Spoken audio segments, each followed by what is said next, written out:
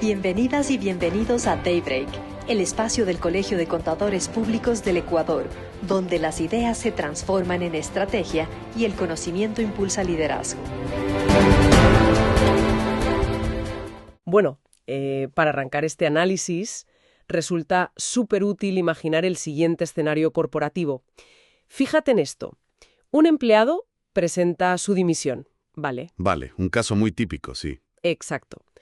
Pasa el tiempo, se cierra el ejercicio fiscal y pues por un simple descuido administrativo en el departamento de contabilidad quedan apenas, $40 correspondientes a sus utilidades flotando en una cuenta corriente y nadie los reclama. Claro, $40 parece una minucia, un remanente sin importancia. O sea, podría parecer un error menor, pero resulta que por esos $40 olvidados, el Estado interviene de forma fulminante.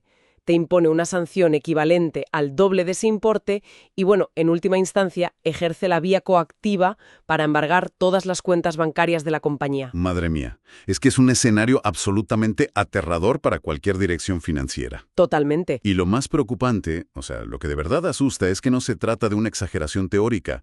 Ocurre con demasiada frecuencia por desconocer los entresijos legales del cierre fiscal. Y precisamente por la gravedad de estas implicaciones, damos comienzo a esta inmersión profunda. Esta es la segunda entrega de nuestro análisis a fondo sobre el 15% de participación de utilidades en Ecuador. Eso es. En la primera parte ya dejamos cubierta la base legal, la esencia de este derecho laboral y quiénes entran en la repartición estándar. Todo esto, cabe recordar, guiado por el impecable trabajo técnico del Colegio de Contadores Públicos del Ecuador. Un trabajo fantástico, la verdad. Sí, muy exhaustivo. Y tal como establecimos en la sesión anterior, hoy no va a haber repetición de fórmulas matemáticas. Claro, no. Las fórmulas y los cálculos base ya quedaron definidísimos. Ya pasamos esa página. Exacto. El enfoque de esta sesión es completamente distinto y, desde una perspectiva legal, muchísimo más complejo. Pues la misión de hoy consiste en meternos de lleno en los casos especiales. O sea, esos escenarios atípicos que generan verdaderos dolores de cabeza y jornadas, interminables, en los departamentos de talento humano durante marzo y abril. Los famosos cierres de nómina. Exactamente. Y el punto de partida obvio es reconocer que el mundo laboral contemporáneo ha dejado de ser blanco y negro. La clásica jornada presencial de 8 horas ha dado paso a un entorno súper conectado. Y la normativa, claro, ha tenido que adaptarse a la fuerza. Por tanto, el primer paso para entender cómo se reparte la utilidad hoy en día es observar estas modalidades de contratación modernas. Y quiero empezar por el teletrabajo. El teletrabajo. Esto presenta un reto jurídico fascinante, porque históricamente el derecho laboral estaba anclado al presentismo. A calentar la silla, digamos. Tal cual, a la idea de que el trabajador aportaba valor únicamente si ocupaba una silla física en las instalaciones del empleador. Pero la legislación actual es tajante. Los teletrabajadores tienen exactamente los mismos derechos económicos que el personal presencial. Ni un centavo menos. Ni un centavo. Resulta totalmente ilegal aplicar cualquier tipo de reducción en las utilidades bajo el argumento de que el empleado no asiste físicamente a la sede corporativa. Es que tiene toda la lógica desde el punto de vista operativo. A mí me gusta usar esta analogía. El teletrabajo funciona de manera idéntica a una conexión Wi-Fi corporativa, ¿vale? A ver. El hecho de que un empleado se encuentre trabajando desde su casa, es decir, a varios kilómetros del router principal, que vendría siendo la oficina, no implica que deba recibir un porcentaje menor de señal, y esa señal, en este caso, es su fracción de las utilidades. Claro, la intensidad de la señal no baja por la distancia. Exacto. La generación de riqueza depende del valor aportado, de la productividad real en los roles de pago y no del código postal desde el cual el trabajador enciende su ordenador. Es una metáfora que capta a la perfección el espíritu de la ley. Y fíjate, si ampliamos esta visión hacia la flexibilidad laboral, necesariamente tenemos que hablar de la figura de la jornada parcial permanente. Los contratos de medio tiempo. Eso es. En este supuesto, el mecanismo contable rector es la proporcionalidad estricta. O sea, el beneficio no se calcula sobre el año calendario tradicional, sino sobre el tiempo efectivamente elaborado. Vale, se ajustan los días. Exacto. Los documentos técnicos del colegio exponen una operativa muy clara. Si un individuo trabaja a media jornada durante todo el año, el cálculo no toma como base los 360 días del año contable estándar. Sino la mitad. Exacto, exactamente la mitad, 180 días. Vale, esa regla matemática parece muy sencilla sobre el papel, pero claro, desde una óptica de auditoría, a mí me plantea interrogantes sobre posibles vacíos legales. A ver, ¿por dónde vas? O sea, existe un riesgo evidente de que esta proporcionalidad se convierta en una herramienta de ingeniería financiera para diluir el beneficio de los empleados. Ah, ya entiendo. Para pagar menos. Claro, una empresa podría, teóricamente, registrar a gran parte de su plantilla bajo contratos de jornada parcial para reducir drásticamente el importe total a repartir al final del ejercicio. Entonces, mi pregunta técnica es, ¿cuál es el mecanismo exacto que usa el Ministerio del Trabajo para frenar este tipo de, digamos, fraude? Es una observación muy aguda. Y la respuesta es que el control ya no se basa en inspecciones físicas aleatorias como antes. Entonces, ¿cómo lo hacen? Es un cruce algorítmico de datos, puro y duro. El Ministerio del Trabajo contrasta constantemente sus registros con la base de datos del IES, el Instituto Ecuatoriano de Seguridad Social. Ah, claro, cruzan la información de aportes. Exactamente. Analizan los avisos de entrada, las variaciones de sueldo, el histórico. Entonces, si el sistema detecta que un empleado consta formalmente con un contrato de 20 horas, pero el análisis de la nómina revela pagos recurrentes mediante bonos o aportes que no cuadran para nada con una media jornada, Saltan las alarmas. se dispara una alerta roja automática. Y ojo, la consecuencia no es solo la reliquidación forzosa de las utilidades. Hablamos de sanciones severas por declaración fraudulenta y perjuicio al Estado. Madre mía. Queda clarísimo que la digitalización les ha cerrado muchas puertas a la evasión. Totalmente. Ahora bien, si el teletrabajo y la jornada parcial transforman el dónde y el cuánto se trabaja, hay otra figura que altera directamente para quién se trabaja. Uf, ya sé a dónde vamos. Sí. Esto nos mete de lleno en uno de los laberintos contables más complejos del derecho laboral, las empresas de servicios complementarios. La famosa tercerización o externalización. Exacto. Y sin duda es uno de los apartados más rigurosamente vigilados de todo el Código del Trabajo. Fíjate que este esquema aplica exclusivamente a servicios que son complementarios a la actividad principal del negocio. O sea, no el núcleo del negocio. Eso es. Hablamos de la seguridad privada, la limpieza de instalaciones, la mensajería corporativa o los servicios de alimentación. Vale. Para visualizar esto bien, resulta súper útil plantear un caso práctico. Pensemos, por ejemplo, en un profesional de la seguridad, ¿vale? Venga, un guardia de seguridad. Exacto. Esta persona firma su contrato con una empresa de seguridad privada, pero su día a día, su rutina, transcurre vigilando la puerta principal de una entidad bancaria grandísima que genera beneficios multimillonarios. Al llegar marzo y abril, claro, surge el conflicto. ¿Qué utilidades le tocan realmente a este guardia? ¿Las de la empresa de seguridad, que a lo mejor son pequeñas, o las del banco? Pues aquí es donde se activa un mecanismo que se llama doble participación. Ojo a esto porque es clave. A ver. Este trabajador tiene su derecho primario a cobrar el 15% de las utilidades de su empleador directo, o sea, la empresa de seguridad. Vale, hasta ahí todo normal. Pero, y aquí viene lo interesante, si la entidad bancaria, que legalmente se llama empresa usuaria, ha generado utilidades mayores en proporción por cada trabajador, la ley le impone a este banco la obligación de abonar la diferencia exacta. Para igualar el monto. Exacto, para igualar el beneficio. El objetivo central es impedir que el personal externalizado sufra pues un detrimento económico en comparación con la plantilla interna del banco donde prestan el servicio físico. Vale. Pero a ver, analizando esta figura desde la postura de la gerencia de ese banco, yo me pongo a hacer de abogada del diablo. Venga, a ver qué diría el banco. La objeción surge sola. Como empresa usuaria, el banco ya ha pagado una factura mensual considerable por ese servicio de seguridad. Sí, claro. Y esa factura ya incluye los costes operativos, los impuestos y, obviamente, el margen de beneficio de la empresa tercerizadora. Entonces, exigirles además una porción de las utilidades propias, ¿no se podría considerar una penalización financiera o un doble cobro injustificado? Pues fíjate que esa es precisamente la queja más frecuente en los comités de dirección. Es lo primero que te dicen. Es que suena a pagar dos veces por lo mismo. Lo entiendo, pero desde la perspectiva jurídica, y leyendo el espíritu del artículo 100 del Código del Trabajo, no existe tal doble cobro. O sea, se trata de un mecanismo de nivelación basado en la justicia distributiva. ¿Justicia distributiva? Sí. Para comprenderlo, hay que analizar de dónde sale el beneficio. Si ese banco logró operar, abrir sus puertas, atender a los clientes y generar esa riqueza brutal, fue, en gran medida, porque tuvo un entorno físico seguro. Claro, gracias al guardia. Exacto. Un entorno mantenido por el esfuerzo de ese trabajador externalizado. Así que la ley busca evitar que la tercerización se use como una trampa corporativa para precarizar derechos y crear, digamos, empleados de segunda categoría dentro del mismo pasillo. Ya veo. Es una forma de garantizar que el reparto alcance a todos los eslabones de la cadena. Pero claro, a nivel operativo en la nómina, sincronizar a dos empresas distintas exige una precisión absoluta. Milimétrica. Porque un mínimo error en comunicar los días laborados puede descuadrar los balances de las dos partes en pleno cierre fiscal. Y por ese exacto motivo, la normativa establece unos plazos que son inflexibles, o sea, de piedra. La empresa prestadora del servicio, la de seguridad en este caso, tiene hasta el 31 de enero como fecha límite ineludible. ¿Para qué exactamente? Para remitir al banco el detalle exacto de la nómina.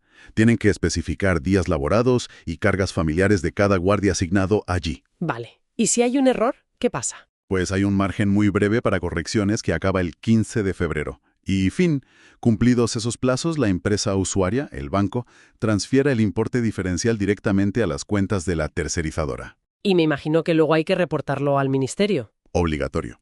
El paso crítico final es registrar toda esta trazabilidad en el sistema de salarios en línea. Si no, multa al canto. Madre mía, es una cadena de custodia del dinero súper estricta. Y fíjate, esa mención que has hecho a las cargas familiares nos da una transición perfecta hacia una dimensión mucho más social de este análisis. Sí, el lado humano de las utilidades. Porque la normativa trasciende la simple matemática de un balance general. Actúa como un mecanismo estatal de protección para familias vulnerables. Y esto se ve clarísimo con las personas con discapacidad y la figura de los trabajadores sustitutos. Y efectivamente, si miramos esta normativa bajo el prisma de la equidad, el modelo ecuatoriano es avanzadísimo. Como ya explicamos en la primera parte, un 5% de las utilidades se reparte según las cargas familiares, ¿verdad? Sí. Esposa, hijos menores. Eso es. La regla general es que los hijos dejan de computar como carga familiar al cumplir los 18 años, mayoría de edad y fuera. Claro. Pero la excepción fundamental está en los hijos con discapacidad debidamente certificada. Para ellos se elimina cualquier límite de edad. Es una carga de por vida. Claro, es una protección vitalicia fundamental. Pero donde creo que la legislación realmente muestra que se adapta a la vida real es con el trabajador sustituto. Uy, esa figura es súper interesante. Según los textos técnicos del colegio, si un empleado logra acreditarse como el responsable del cuidado de una persona con discapacidad severa, ese individuo, dependiente, pasa a contabilizar como carga familiar para sus utilidades. ¿Así es? Y el detalle que me parece fascinante es que la norma no exige una relación de consanguinidad estricta, o sea, no tiene que ser tu hijo biológico. Y ese es el punto neurálgico del asunto. O sea, la ley permite que tú asumas el rol de sustituto para un pariente lejano. O fíjate, incluso para alguien sin lazo de sangre. Alguien que no es familia legalmente. Exacto. Siempre y cuando demuestres ante las autoridades competentes que asumes la responsabilidad total de su cuidado y de su manutención económica. Es que esta flexibilidad demuestra que la ley prioriza la realidad del cuidado por encima de, no sé, los requisitos formales de un árbol genealógico. Totalmente. Ahora bien, para entender el impacto contable de esta medida, hay que ver la mecánica interna del 5%. Al ser un fondo cerrado, si mantienes a un dependiente vitalicio en la plantilla, eso altera el reparto para toda la empresa. Claro, porque opera como un juego de suma cero. El importe total a repartir por cargas familiares es el que es, no cambia. Lo que cambia es cómo se divide. Exacto. Cambia el denominador de la ecuación. Al meter dependientes con una ponderación permanente, la cuota de ese trabajador sustituto aumenta. Y matemáticamente, eso reduce de forma marginal la porción de los demás. O sea, el sistema obliga a toda la plantilla a solidarizarse económicamente. Esa es la palabra, solidaridad. Se canalizan recursos hacia el compañero que asume los altísimos costes, tanto económicos como emocionales, de cuidar una discapacidad. ¡Qué potente! Queda patente cómo la política social se entrelaza con la gestión de nóminas. Absolutamente. Bueno, hasta ahora nos hemos centrado en proteger al empleado externalizado y a las familias vulnerables. Pero en los registros contables habitan otras figuras, ¿no? Personas que ya no transitan por los pasillos de la empresa y cuyos derechos siempre generan confusión. Los extrabajadores, Hoy los fantasmas de la nómina. tal cual. Personas que ayudaron a generar el beneficio durante el año, pero que por despido o renuncia ya no están el día del pago. Y fíjate del tratamiento de los extrabajadores es, estadísticamente hablando, el área donde se concentran los mayores juicios y contingencias legales. Me lo imagino. El derecho a cobrar las utilidades es irrenunciable. O sea, el mero hecho de haber trabajado un solo día dentro del año fiscal ya te genera el derecho a cobrar tu fracción. Un solo día y ya tienes derecho. Mía. Y ojo, este derecho goza de una prescripción de 3 años completos desde la fecha en que debió hacerse el pago. Vale, esto implica que la empresa tiene un rol activo. O sea, no vale cruzarse de brazos a ver si el ex empleado aparece a reclamar sus $20 y si no viene, pues me lo quedo para la caja chica. No, para nada. Hay un protocolo regulatorio súper preciso para gestionar estos fondos no cobrados. Cuéntame de ese protocolo porque sé que es estricto. No admite ni una sola desviación. Si pasa el 15 de abril, que es el límite ordinario, y el ex empleado no ha cobrado, la empresa tiene 30 días. ¿30 días para qué? Para sacar esa plata y depositarla en una cuenta bancaria a nombre de la empresa, pero destinada exclusivamente a este fin. Cuentas separados. Vale, segregación de fondos. Exacto. Y simultáneamente tienen que publicar un aviso en un medio de prensa nacional o local para llamarlos. ¿Y si pasa el tiempo y sigue sin aparecer nadie? Pues si transcurre un año entero desde ese depósito y el dinero sigue intacto, la empresa tiene 15 días perentorios para transferir el saldo íntegro al régimen solidario del IES. Y aquí es donde volvemos al escenario de terror que planteamos al inicio de la inversión. Los famosos $40. Exacto, porque este es el riesgo más grave para un departamento financiero. Mantener pequeños saldos de exempleados en las cuentas generales puede parecer una tontería administrativa, pero es exactamente lo que detona la sanción del duplo que salió en un acuerdo ministerial en 2018. Y es una sanción fulminante. La severidad responde a un principio básico. El dinero de las utilidades deja de ser de la empresa en el mismo segundo en que se cierra el año fiscal. Ya no es su dinero. Exacto. Entonces, si no transfieres esos remanentes al ISS en esos 15 días, el ministerio interviene y te clava una multa del 200% del valor no depositado. El doble. El doble. Y si te retrasas en pagar esa multa, bueno, se inicia casi inmediatamente un procedimiento de ejecución coactiva. En términos de auditoría, te juro que es el peor pasivo oculto imaginable. Una simple falta de conciliación bancaria sobre unos fondos que legalmente ya son de terceros y te pueden embargar las cuentas y bloquearte toda la liquidez. Es una lección brutal sobre por qué hay que depurar los pasivos cada año. Totalmente. Y, a ver, esa prohibición estricta de retener fondos que no te pertenecen nos enlaza perfecto con el último gran caso especial de hoy. Venga, el último. Hasta ahora hemos hablado de proteger al que gana menos o al vulnerable. Pero, ¿qué pasa en el otro extremo del espectro? Las grandes fortunas. Exacto. ¿Qué hace la ley cuando una compañía, no sé, una tecnológica o una minera, genera unos niveles astronómicos de utilidades, pero tiene una plantilla súper reducida? Pues aquí entramos en el terreno de los techos legales, un concepto que le dio la vuelta a la planificación financiera con la Ley de Justicia Laboral de 2015. Claro, el límite a la riqueza. Exacto. Porque antes de esa reforma, si tenías una empresa súper rentable con 5 empleados, el reparto derivaba en unos cheques individuales que parecían premios de lotería. Desvirtuaban el concepto de salario. Totalmente.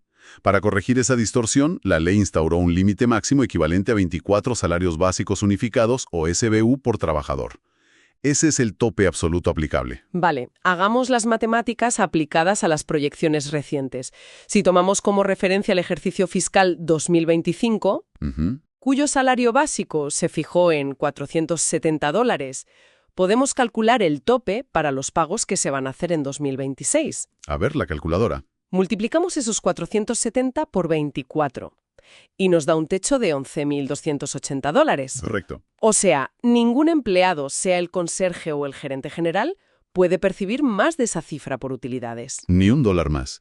Ese límite de 11.280 actúa como un freno inamovible. Y fíjate, planteemos una simulación. Venga. Tras aplicar la fórmula, digamos que a un alto directivo le saldrían $15.000. ¿Vale? La empresa le paga su tope legal, los 11.280, y queda un remanente de $3.720. Y es justo aquí donde muchísimos comités financieros cometen un error de interpretación que resulta letal en las auditorías.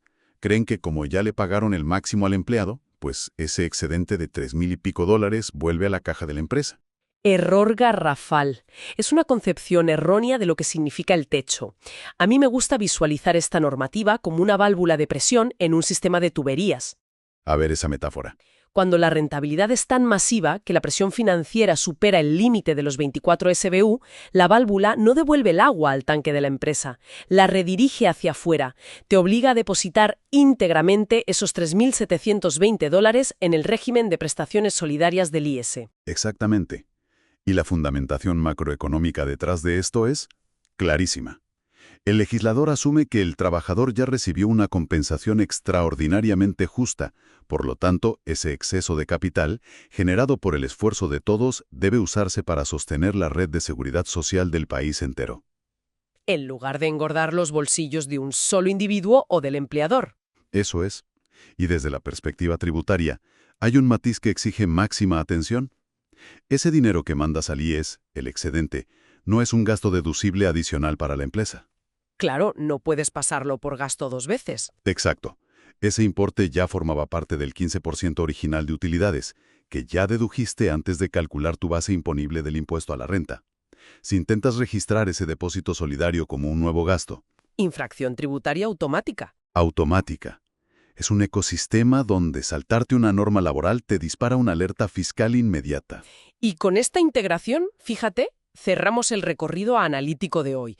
Queda plenamente demostrado que gestionar las utilidades corporativas es muchísimo más que meter fórmulas en un Excel. Desde luego. A través de estos casos atípicos, hemos visto cómo la norma blinda al teletrabajador, protege a las familias con discapacidades, castiga con el duplo a los que retienen fondos de exempleados y usa el techo de utilidades para sostener la seguridad social. La nómina corporativa es, al final del día, un espejo de las prioridades de un país.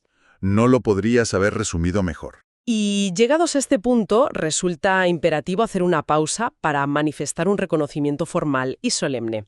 Todo el análisis desglosado en esta inmersión profunda ha sido posible gracias al extraordinario nivel técnico y doctrinal aportado por el presidente del Colegio de Contadores Públicos del Ecuador, el doctor Alexei Estrella Morales. Absolutamente. Él lideró el trabajo de investigación en el que se basa nuestra exposición de hoy. Y su labor es verdaderamente fundamental para darnos claridad jurídica en un entorno contable que es, súper exigente. Ha sido un ejercicio analítico muy revelador, ¿eh? Y fíjate, toda esta estructura me deja con una reflexión de hondo calado sobre el futuro del derecho laboral a nivel global. ¿En qué sentido? Pues ante la crisis mundial de los sistemas de pensiones y los déficits de la seguridad social en tantos países, me pregunto si otras legislaciones empezarán a mirar este modelo ecuatoriano del techo solidario. O sea, ¿usar los topes de utilidades privadas para tapar agujeros fiscales del Estado? Exacto. Podría ser una solución técnica exportable. Es una evolución normativa que bien podría marcar la tendencia laboral de las próximas décadas.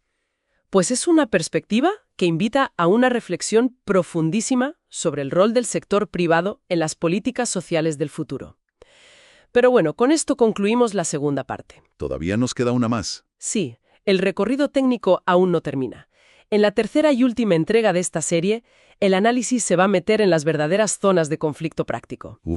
Lo que viene es intenso. Abordaremos la guerra jurídica entre los bonos por desempeño versus el cálculo de utilidades, analizaremos la famosa deducción del impuesto a la renta y veremos el tratamiento especial de sectores supercomplejos como la minería y los hidrocarburos. Temas candentes. Así que, antes de dar por cerrado su ejercicio fiscal con la aparente tranquilidad de que todo le cuadra, pregúntese si no hay algún pequeño detalle u obligación olvidada que pueda hacer saltar por los aires su estructura financiera. Damos por concluida esta inmersión. Nos vemos en el próximo análisis.